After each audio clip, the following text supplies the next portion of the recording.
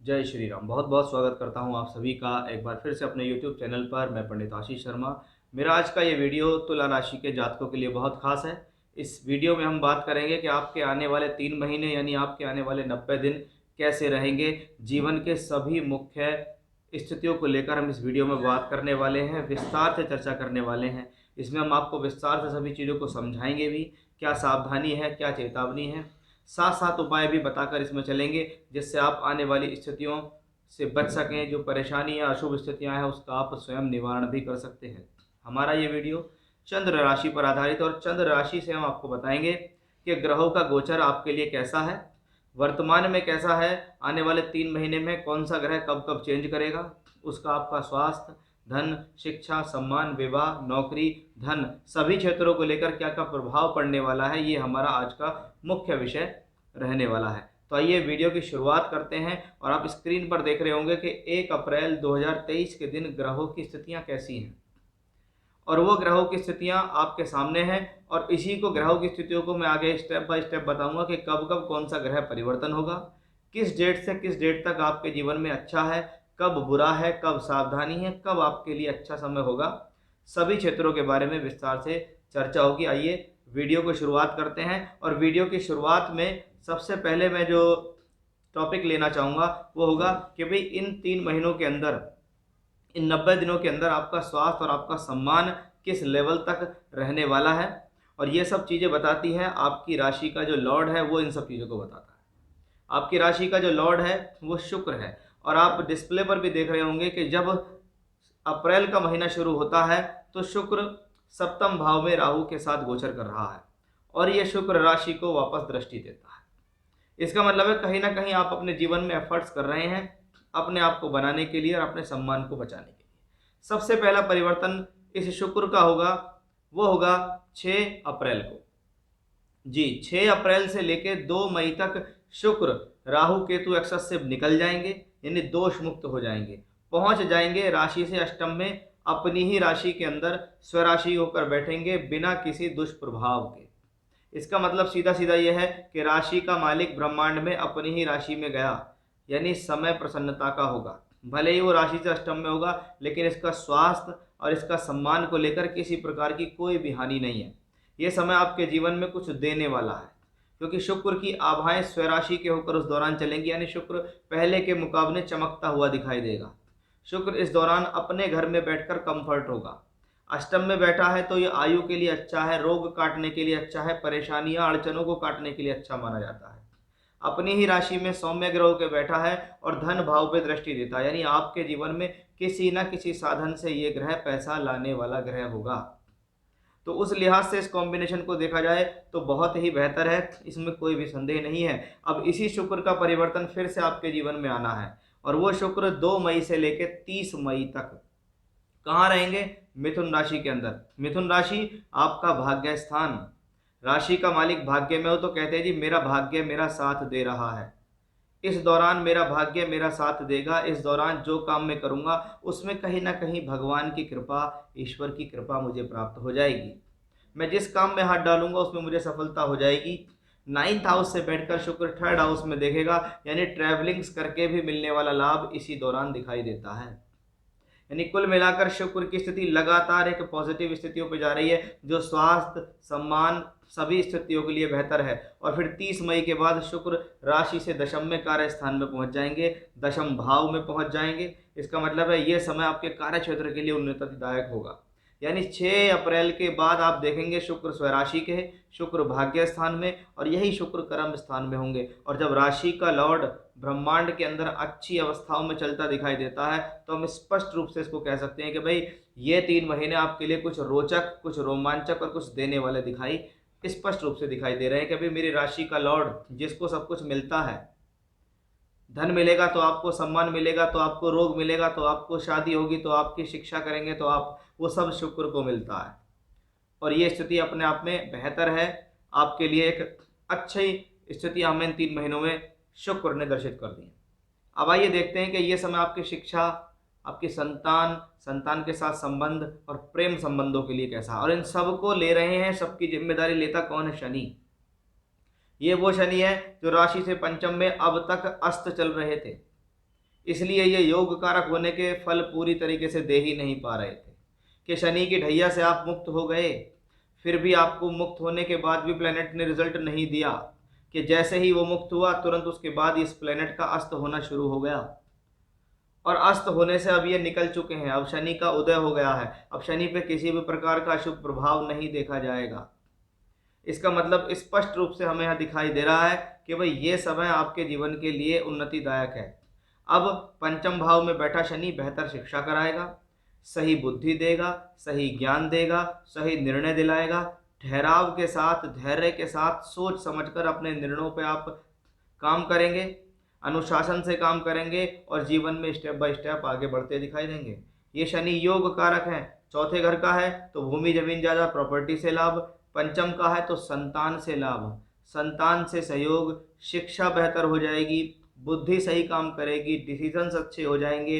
ये लक्ष्मी भाव है तो यानी यहाँ से ये पैसे की स्थिति को भी शुभ बनाएगा, क्योंकि शनि यहाँ से बैठकर अपनी राशि से बैठकर राशि के मालिक के मित्र होकर योग कारक होकर दूसरे और एकादश भाव पर दृष्टि भी देंगे। यानी शनि का संबंध लगातार धन से बना हुआ है, और जब तक वो ग्रह अष्ट था इसका मतलब उसकी आंखों पे पट्टी बंधी हुई थी। उस प्लेनेट को पता ही नहीं कि मुझे कब और कहाँ कैसे काम करना है। करने की इच्छा तो है लेकिन दिशा तो मिले। जब आप अंधे हो जाते हैं तो आपको दिशा नहीं मिलती, कोई राह दिखाने वाला होना चाहिए कि एनर्जी तो भरपूर है लेकिन राह दिखाने वाला नहीं है। ऐसी ही स्थितियाँ यहाँ हैं कि ये शनि से प्राप्त होती हैं हमें स्थितियाँ, और शनि उन चीज़ों को लेने बेहतर है। यानी ये समय संतान, प्रेम संबंध, शिक्षा, विद्या, बुद्धि, निर्णय, योजनाएं और धन सभी के हिसाब से ये शनि बेहतर रिजल्ट दे रहे हैं। यानी शुक्र के बाद दूसरा ग्रह शनि आपके लिए काफ़ी बेहतर हमें दिखाई दे रहा है। अब इसी चीज़ में यदि मैं देखूं तो मैं एक प्लेनेट को जोड़ना चाहूँगा, वो है बृहस्पति। कि 21 अप्रैल को बृहस्पति का राशि परिवर्तन होगा और ये बृहस्पति आपकी राशि से तीसरे और छठे के मालिक हैं। कहाँ आएंगे? सप्तम भाव पर। इनका आते ही जो मुकाबला है या आपका आते ही जो इनका जो एक तरीके से मिलान है या सामना करना पड़ेगा वो राहु से करना पड़ेगा। पहली बात, बृहस्पति आपके लिए शुभ नहीं, क्योंकि वो आपकी राशि के मालिक नहीं, वो का मित्र नहीं है, अच्छे स्थान का मालिक भी नहीं है। प्लेसमेंट 7th हाउस में आती है जहाँ राहु केतु अक्ष के साथ गुरु चांडाल दोष बनेगा। यानी आने वाले समय में सबसे पहली बात, अपना और अपने जीवन साथी का स्वास्थ्य का ख्याल रखना होगा। ये समय आपके जीवन में दैनिक दिनचर्या को भी कुछ डिस्टर्ब कर सकता है। पैसे से संबंधित लेन देन में ध्यान रखेगा 21 अप्रैल के बाद। इसमें मैं यहाँ इतना ही बताने की कोशिश करूँगा, क्योंकि इसके लिए मैं विस्तार से अलग से आपको वीडियो बनाऊँगा जिसमें आपको मैं उसकी और पूर्ण जानकारी भी दूंगा। आइए अब बात करते हैं कि ये समय विवाह और वैवाहिक जीवन के लिए कैसा रहेगा। देखिए, विवाह स्थान का जो स्वामी है वो मंगल है। विवाह स्थान हम देखें तो राहु केतु अक्ष पे है। जब से ये राहु केतु अक्ष यहाँ पे आया है, जिन लोगों का विवाह हो चुका है उनकी लाइफ में कुछ ना कुछ डिस्टर्बेंस तो आया है। हालांकि ये बहुत बार देखा गया है कि राहु केतु का गोचर राशि और सप्तम पे होता है तो ये राहु केतु अपने ट्रांजिट काल में यानी 18 महीने के अंदर विवाह कराता है, कहीं ना कहीं से शादी करा के लेकर ही आएगा। लेकिन ये उन लोगों के लिए अच्छा नहीं होता जिनकी शादी हो चुकी है, क्योंकि ये स्वभाव में अशुभ है, ये थोड़ा प्रॉब्लम देने की कोशिश लगातार करता रहता है। अब शनि की दृष्टि भी सप्तम भाव पे है, सप्तम भाव में राहु है, सप्तम भाव पे शनि की दृष्टि है, और बृहस्पति भी यहाँ 21 अप्रैल के बाद आ जाएंगे। यानी 21 अप्रैल के बाद अप्रैल का महीना, मई और जून, इस पर एक तरीके से दोहरा गोचर होगा बृहस्पति का, शनि की दृष्टि का, और सप्तम भाव का जो स्वामी मंगल है वो 9th हाउस में ट्रांजिट करेगा। कब तक? 12 मार्च से लेकर 10 मई तक। यानी ये जो कंडीशन है, ये जो समय है, अगर अप्रैल और 10 मई तक का समय देखूं तो ये विवाह और वैवाहिक संबंधों के लिए ठीक है। इस दौरान वर वधु मिल सकता है, इस दौरान शादी हो सकती है, इस दौरान स्थितियां बेहतर बन सकती हैं। लेकिन 10 मई के बाद स्थितियां कुछ आपके प्रतिकूल नजर आएंगी। वो किस लिए? कि ये मंगल 9th हाउस से निकलकर नीच का होकर दशम भाव में चलेगा। जब ये नीच का होकर दशम भाव में चलेगा तो इसकी दृष्टि राशि के ऊपर आएगी जहाँ केतु बैठा हुआ है। इसका मतलब क्या है कि आपको अपने क्रोध और एग्रेशन पर कंट्रोल रखना है। दशम में मंगल नीच का है, उत्साहित ज़्यादा नहीं होना, ज़्यादा जोश में नहीं आना है, ज़्यादा जल्दबाजी नहीं करनी है, क्रोध में आकर आपको अपना काम नहीं बिगाड़ना है। इस बात का विशेष तौर पर ध्यान रखना होगा। ये नीच का मंगल विवाह वैवाहिक संबंधों के लिए शुभ नहीं है। ये नीच मंगल अपनी अष्टम दृष्टि से पंचम भाव को देखेगा, आपकी शिक्षा में आपको प्रॉब्लम दे सकता है, आपको एग्रेशन दिला सकता है, आपके प्रेम संबंधों के अंदर डिस्प्यूट्स डाल सकता है। ये नीच के मंगल से आपको इस दौरान सावधान रहना होगा। यानी जब तक वो प्लेनेट नीच का नहीं हो रहा है मंगल, 10 मई के बाद का समय आपके, चाहे शिक्षा हो, चाहे आपके प्रेम संबंध हो, या आपके वैवाहिक जीवन हो, ये अच्छा नहीं है। क्योंकि सप्तमेश ही जब ब्रह्मांड में नीच का हो जाएगा तो आपको रिजल्ट क्या देगा? वो तो और उल्टा नीच का होकर 10th हाउस में आपके काम ना बिगाड़ दे, आपसे गलत कर्म करा के आपका नुकसान ना करा दे। इसका आपको विशेष ध्यान रखना होगा।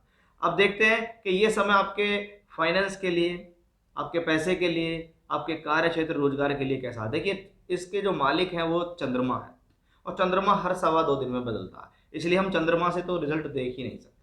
हम यहाँ देखेंगे कि किन किन ग्रहों का दशम से संबंध बनता है, जिसमें सबसे अच्छी स्थितियां मुझे शुरुआत में जो मैंने आपको बताई वो शुक्र से लगी, कि शुक्र राशि का लॉर्ड होके वृषभ राशि अपनी राशि, 9th हाउस भाग्य स्थान और कर्म स्थान कर्क राशि, इन सब में इन 3 महीने में गोचर करेगा। इसका मतलब है ये एक अच्छी स्थिति का समय है कि मेरी राशि का मालिक ब्रह्मांड में अच्छा है, यानी ये समय में मैं जो काम करूंगा उसमें मुझे लाभ मिलेगा। ये समय में जिस काम में मैं हाथ डालूंगा सफलता मिलेगी। ये समय मेरे फाइनेंस के लिए अच्छा है, क्योंकि शुक्र को धन कारक भी कहा गया है, शुक्र को लग्जरी और भौतिक सुख का कारक ग्रह कहा गया। तो ये शुक्र उस हिसाब से आपके लिए बहुत बेहतर हो गया। पहला इंडिकेशन कार्य क्षेत्र के लिए हमें ये अच्छा मिला। दूसरा इंडिकेशन हमें शनि से मिला कि शनि योगकार होकर अस्त नहीं है, पूर्ण रिजल्ट दे रहे हैं, बिना किसी दुष्प्रभाव के दे रहे हैं। और इस शनि का संबंध पंचम भाव में बैठकर बन रहा है, और वहां से बैठकर ये 11th और 2nd को दृष्टि देता है। इसका मतलब क्या है कि ये शनि आपके जीवन में एक अच्छी स्थिति को दर्शाता है। ये वो दूसरा प्लेनेट है जो आपके कार्य क्षेत्र के अंदर ऐसी मोहर लगाता है जो कि आपके लिए लाभदायक साबित हो रही है। थोड़ी सी चिंता, थोड़ी सी परेशानी कहाँ से आती है? वो मंगल से आती है। जब मंगल 10 मई के बाद 10th हाउस में नीच का होगा तो आपको जल्दबाजी से थोड़ा बचना होगा, क्विक डिसीजंस लेने से बचना है। अफरा तफरी में काम ना करके धीरे धीरे अपना प्रयास सफल करेंगे तो वो आपके लिए ज़्यादा बेहतर होता दिखाई देगा। तो वो चीज़ मैंने आपको यहाँ स्पष्ट रूप से बता दी। अदरवाइज फाइनेंस के तौर पे, धन के तौर पे अच्छा है, क्योंकि आपका भाग्य स्थान का स्वामी की जो जिम्मेदारी है वो कौन संभालता है? वो बुध संभालता है। और वो बुध की स्थिति अगर आप देखेंगे तो वो बुध 31 मार्च से लेकर 7 जून तक लगातार वृषभ में है।